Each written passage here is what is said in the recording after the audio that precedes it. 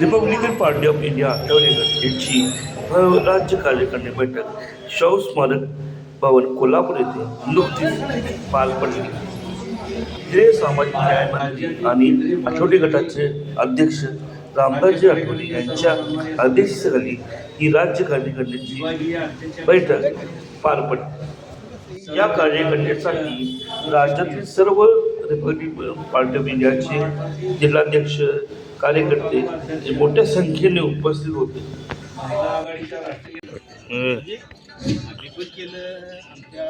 सर्वांना त्यांनी बऱ्यापैकी केलं गेलो राज्य कार्यकारिणी जिल्हा कार्यकारिणी हा अजून येणार नाही का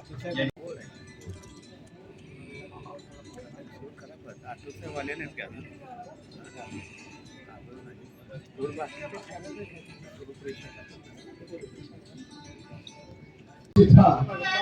असा संदेश घेऊन या ठिकाणी दीप प्रज्वलन करून Republican party of India Athawale गटाच्या आठवले पक्षाच्या वतीनं महाराष्ट्र राज्य कार्यकारिणी सभा केंद्रीय विभागीय आणि जिल्हा कार्यकारिणी पदाधिकारी बैठकीचं आयोजन कोल्हापूरच्या या ऐतिहासिक नगरीमध्ये या ठिकाणी केलेलं आहे. आदरणीय नामदार रामदासजी आठवले साहेब यांचं आगमन या ठिकाणी झालेलं आहे आणि साहेबांच्या सहित आदरणीय राजाभाऊ सरवदे, स्वागत अध्यक्ष उत्तमदादा कांबळे, निमंत्रक महत्त्वाचा पक्ष म्हणून गणला गेला पाहिजे आणि रामदासजी आठवले साहेबांच्या नेतृत्वाखाली या पद्धतीनं रिपब्लिकन पक्षाची वाटचाल चालू आहे. त्या अनुषंगानंच रिपब्लिकन पक्षाच्या आजच्या बैठकीचे धोरण माननीय नेते रामदासजी आठवले साहेब जाहीर करतील. परंतु आपल्याला एक गोष्ट लक्षात असायला पाहिजे की डॉक्टर बाबासाहेब आंबेडकरांच्या पाण्याचा महाडचा सत्याग्रह त्यांच्या विचारधारेनं पुढे जात असताना रिपब्लिकन पक्षानं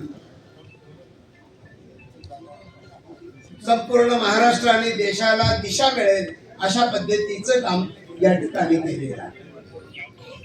डॉक्टर बाबासाहेब आंबेडकर जिवंत असताना या कोल्हापूर जिल्ह्यामध्ये ऐतिहासिक अशा बिंदू चौकामध्ये बाबासाहेबांचा पुतळा उभा केलेला आहे आणि हा इतिहास नोंद झालेला आहे. लोकराजा छत्रपती शाहू महाराजांनी डॉक्टर बाबासाहेब आंबेडकरांचं आणि बहुजनांच्या करिता दिल्याची नोंद मनगाव परिषदेमध्ये केलेली आहे.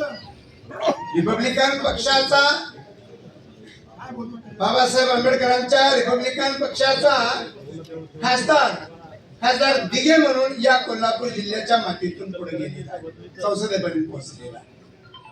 या साहेबांसोबत 22वं वर्ष चालू आहे. पण 22व्या वर्षामध्ये मला माझ्या बापानंतर जर मला एक बाप भेटला त्यांचं नाव आहे रामदास आठवले. सगळ्या समाजाला घेऊन चालणारा नेता म्हणजे रामदास आठवले. माफ करा.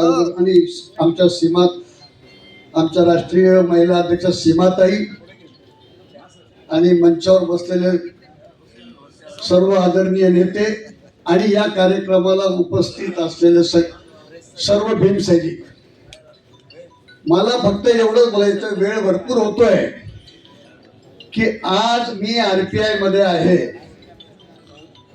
आणि आरपीआय मध्ये जे लोक म्हणतात की काय आहे आठवले साहेबांची ताकद काय आहे, आता कुणी काही बोललं असेल, पण आठवले साहेबांची एकच ताकद आहे की नरेंद्र मोदी 3दा शपथ घेतात पीएमची आणि रामदास आठवले बी 3दा शपथ घेतात. म्हणजे आठवले साहेब काय जादूगर आहे की आठवले साहेबांचा आपला आज खासदार नाही, आपला आमदार नाही, तरी सुद्धा आठवले साहेब कुठं पोहोचतात. म्हणून आज आपला जो विषय होता त्या विषयाला आपण पूर्णविराम देतो. 14 तळे 100 वर्ष पूर्ण होत आहे. यासाठी जो काही साहेबांनी कार्यक्रम आखलेला आहे आणि आज आपल्याला पक्ष संघटन कार्यकर्ते येतात.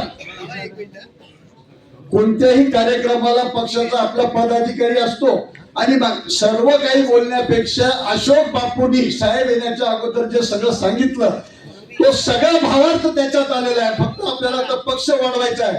जर नरेंद्र मोदीच्या नजरेमध्ये आठवले साहेब क्या है, तर आता आपण आपलं संघटन कौशल्य दाखवून फक्त आता आपल्याला आठवले साहेबांची ताकद या वर्षामध्ये आपण पदार्पण केलेलं आहे.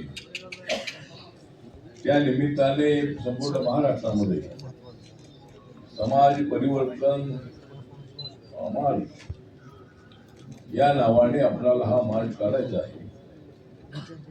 14 ऑक्टोबर हा जो दिवस आहे आपल्यासाठी अत्यंत परिवर्तनाचा दिवस आहे आणि त्या दिवशी सातारा येथे या ठिकाणी डॉक्टर बाबासाहेब आंबेडकरांची मातोश्री त्यांचं स्मारक त्या ठिकाणी आहे.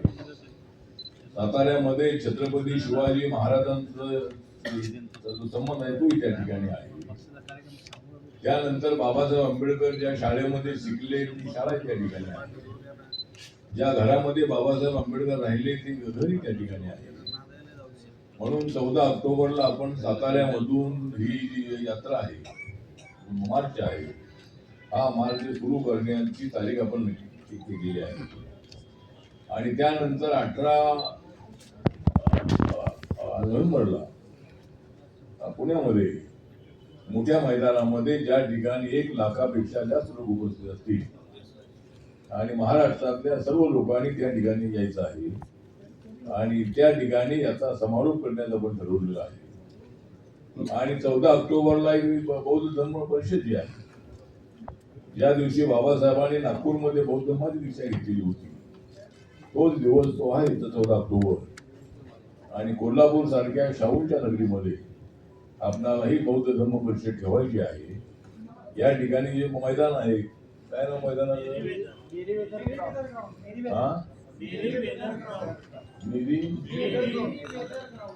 नेरी वेदल ग्राउंड नावाचं एक मोठं ग्राउंड मी आता बघून आलेलो आहे.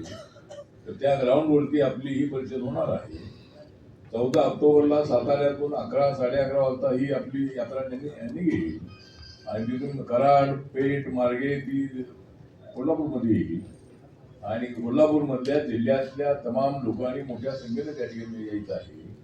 कमीत कमी 30 ते 40 हजार लोक त्या धम्मपरिषदेला असले पाहिजे. आणि मग ही जी आपली यात्रा आहे किंवा मार्च आहे हा मार्च हा पुढे सांगली आहे, सोलापूर आहे, त्यानंतर उस्मानाबाद आहे, नंतर पुढे आपण संपूर्ण मराठवाडा आहे, नंतर विदर्भ आहे, नंतर उत्तर महाराष्ट्र आहे, नंतर ठाणे डिव्हिजन आहे, नंतर मुंबई आहे, कोकण आहे आणि त्यानंतर मग हा मार्च पुण्याला येणार आहे. तो ज्या डेट्स आहेत त्या आम्ही आपल्याला